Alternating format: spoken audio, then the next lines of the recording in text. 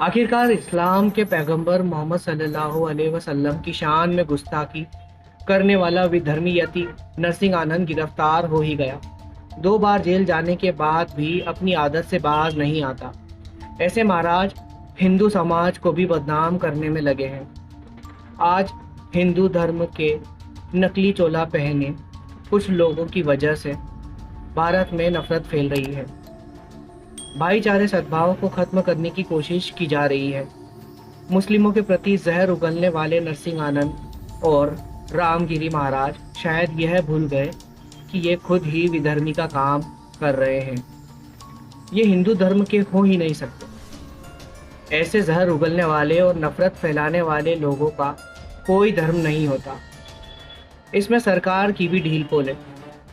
यदि किसी के धर्म के प्रति इस तरह से जहर उगलने वाले लोगों के खिलाफ सरकार सख्त एक्शन करे तो आगे से कोई भी इस तरह इस्लाम के पैगंबर मोहम्मद साहब को लेकर कोई भी आपत्तिजनक बात कहने की हिम्मत नहीं करेगा। लेकिन सरकार तो खुद ही ऐसे लोगों को संरक्षण दे रही है।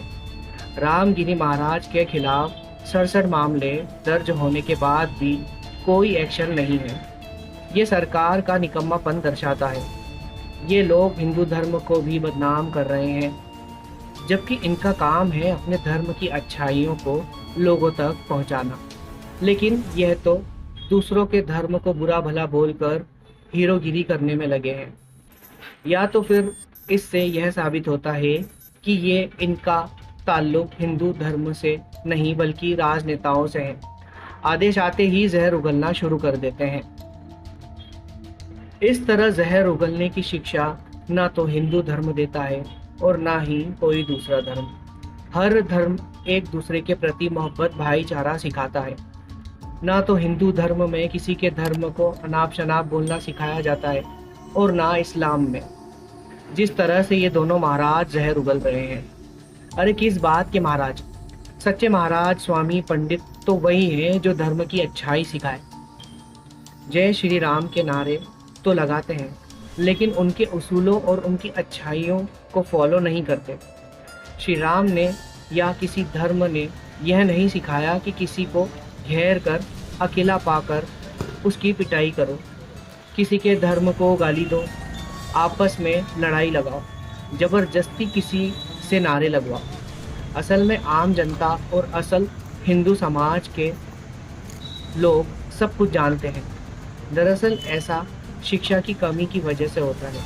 बहरहाल पहले हिंदू धर्म को अच्छे से समझें और उसे खुद में उतारें।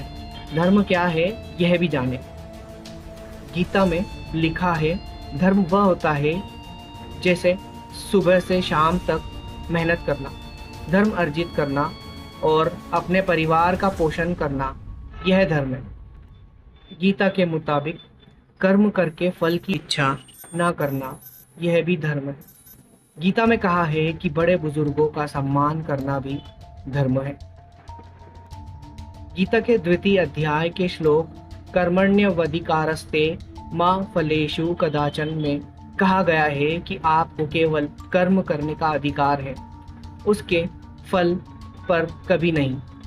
इस्लाम के पैगंबर की शान में गुस्ताखी करने के मामले और आपत्तिजनक बयान देने पर यति नरसिंह आनंद को हिरासत में लिया गया है।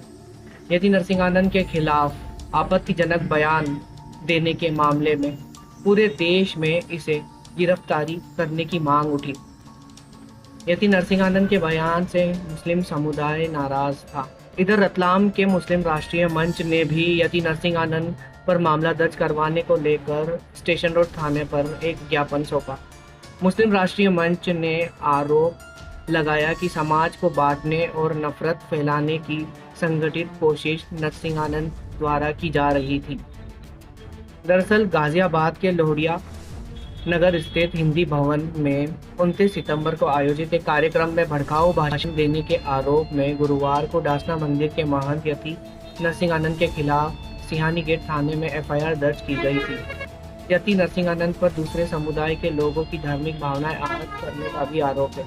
यति नरसिंह आनंद महाराज पर धार्मिक भावनाओं को आहत करने के आरोप में 302 के तहत मामला दर्ज किया गया है। यूपी के नरसिम्हानंद जो हैं उन्होंने हमारे हज़रत आका नामदार ताजदार मदीना हज़रत मोहम्मद मुस्तफ़ा सल्लल्लाहु ताला अलैहि वसल्लम की शान में गुस्ताखी की है और जो गलत बयानबाजी को लेकर के उनका वीडियो आया है उसकी हमने मजम्मत की है, उसकी हम कड़ी निंदा और घोर निंदा करते हैं और उसी का विरोध स्वरूप हमने यहाँ पर आज राजेंद्र जी वर्मा जो थाना प्रभारी हैं दोबत्ती के, इनको हमने ज्ञापन दिया है।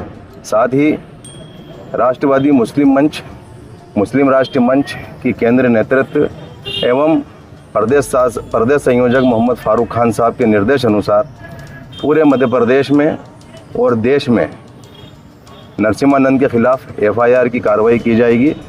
हमारे कार्यकर्ता मुस्लिम राष्ट्रीय मंच के पूरे देश में मौजूद हैं और कल भी इंदौर में FIR के लिए हमने वहां पर ज्ञापन दिया है। हम चाहते हैं कि नरसिम्हानंद के खिलाफ एक ऐसी कार्रवाई हो जो देश में मिसाल बने, दोबारा कोई ऐसी हिम्मत न कर सके।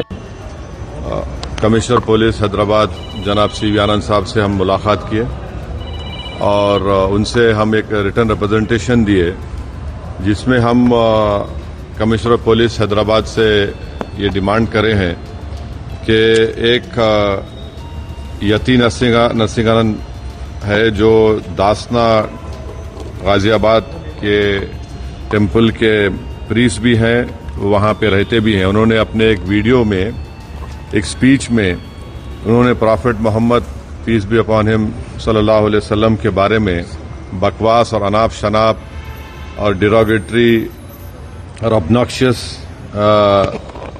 लैंग्वेज और हाईली कंडेमनेबल अल्फाज का इस्तेमाल किया प्रॉफिट मोहम्मद सल्लल्लाहु अलैहि वसल्लम के बारे में। उसमें मैं पूरा पढ़ के सुनाना मैं ज़रूरी नहीं समझता हूं, मगर जो गंदगी और बेहूदगी की किस्म की जो बातें उन्होंने की है, जिसमें उन्होंने कहा कि मैं हिंदुओं से अपील करता हूं कि दशहरा के दिन आप जो है प्रॉफिट मोहम्मद सल्लल्लाहु अलैहि वसल्लम के एफिजी बनाकर आप उसको बंद करिए। उसमें और दूसरे 4-5 चीजें भी हैं जो मैं नहीं समझता कि दोहरा सकता हूं मैं यहाँ पर, मगर हम अपने रिटर्न रिप्रेजेंटेशन में लिख कर दिए, इसलिए लिख कर दिए ताकि जो उनका कंटेंट है स्पीच का वो पुलिस को मालूम हो सके। आप लोग जानते हैं कि ये यति नरसिंहानंद इससे पहले भी हेट स्पीच में अरेस्ट हुए, जेल को गए और उनका एक बेल का कंडीशन ये भी है कि वो दोबारा इस तरह की बकवास नहीं करेंगे। तो हमारा फर्स्ट डिमांड ये है कि उनकी बेल को कैंसिल किया जाए। सिर्फ केस रजिस्टर नहीं होना चाहिए बल्कि उनको अरेस्ट होना चाहिए।